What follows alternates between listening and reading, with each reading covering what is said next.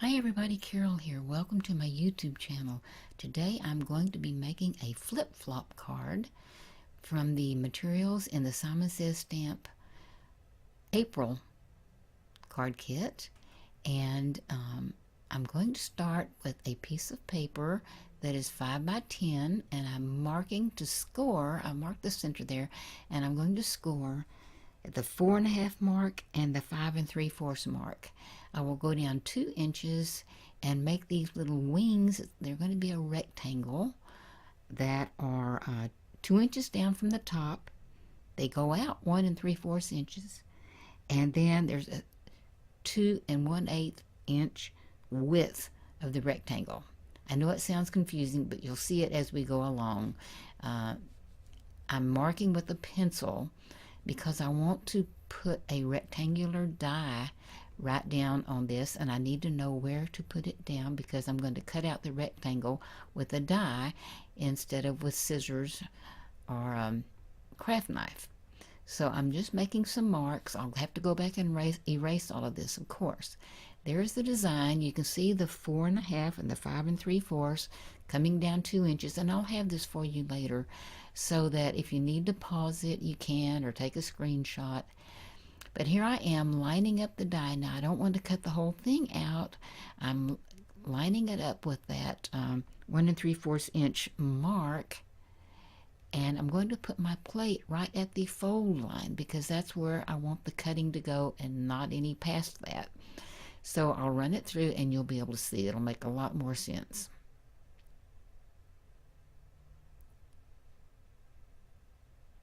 Okay, here you go.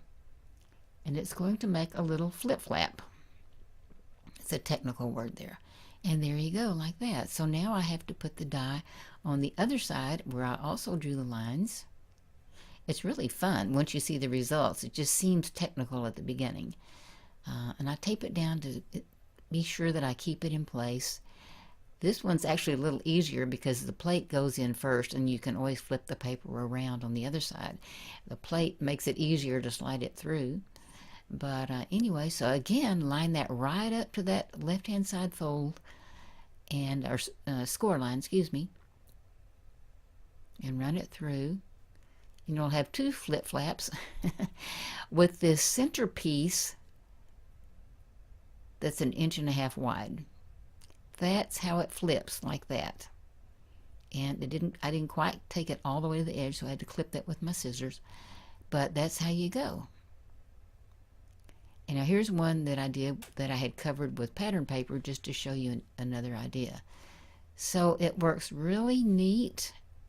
There are the papers and the measurements again. I'm going to stamp with the bicycle stamp and the little row of dots. And you'll see where that comes into play. I'm doing this with VersaFine Onyx Black ink. And it's going to go on the bottom right of the card.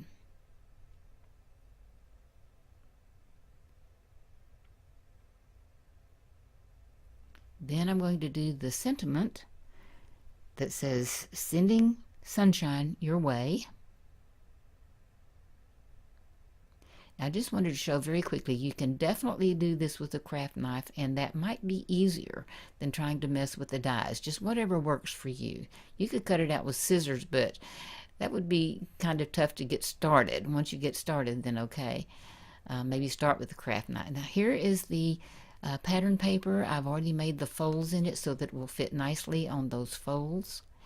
And then I had to get a little more to finish out the 10 inches.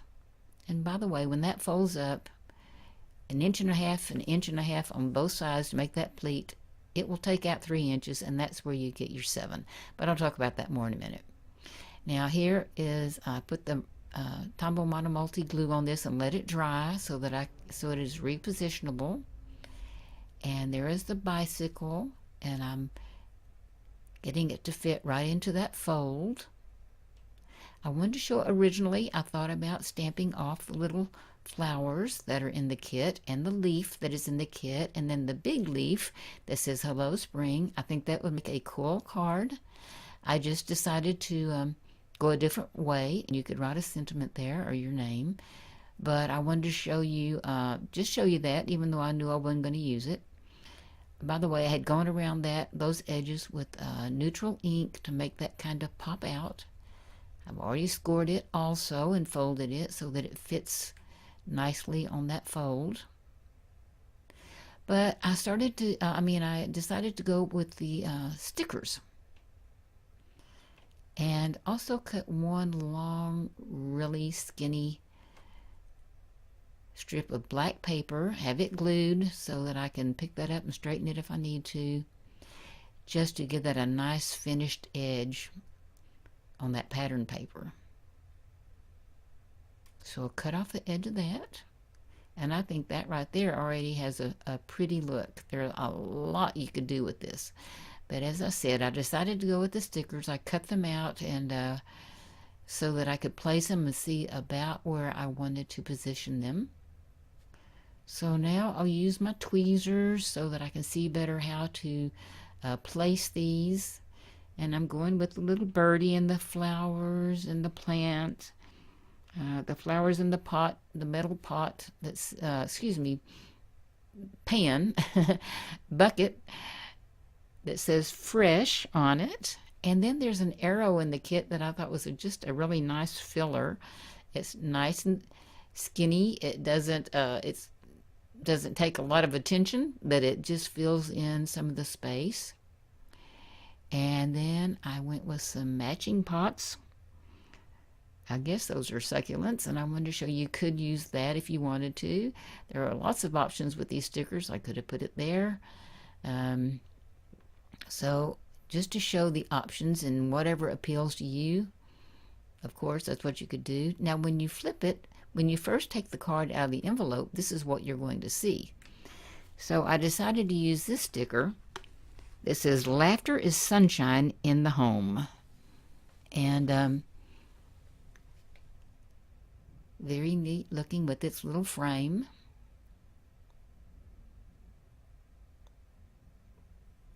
And then again, playing with that, I decided to go with the wreath with another bird to carry out the bird theme. And then there are also some hearts in the kit. And the other hearts, I was just thought maybe it might be better there, but I'm sticking with the wreath.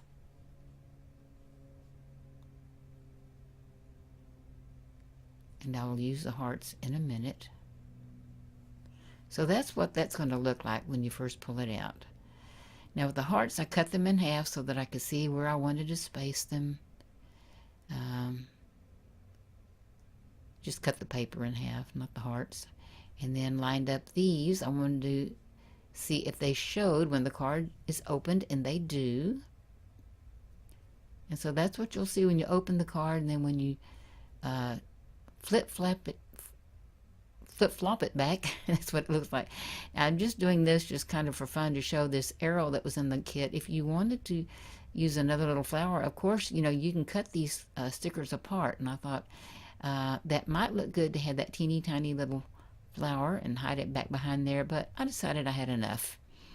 And then one more time, I thought to finish that look off on the back, I could use that little potted plant there and write a note on the back if I wanted to. I wanted to show it fits perfectly into an A7 envelope. Makes a very nice card. You pull it out, and then that's what you get. So I think anybody would be tickled to get that card. And it is a little bit more work than just an average card, but it looks like more work. And then the stickers, of course, makes it easier too. The most difficult part is just getting the measurements in the first place. And there they are again. I thought I'd show you. The center is the 5 inches. Then the other measurements, it is a 5x7 flip-flop. Come down 2 inches. Now these are my measurements. You do not have to do them this way. I'm just showing what I've done. Now right there I'm just showing how when you pleat that in, 1.5 inches on this side, 1.5 inches on that side, when you pinch that together and take it out, you're taking out 3 inches. I'm just showing how it becomes a 7-inch card when you start out with a 10-inch piece of paper. No big deal.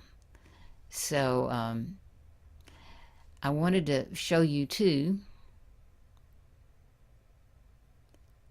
some other samples of cards I've made in the past, a long time ago, and how you could use a circle in the middle, and that's a larger area.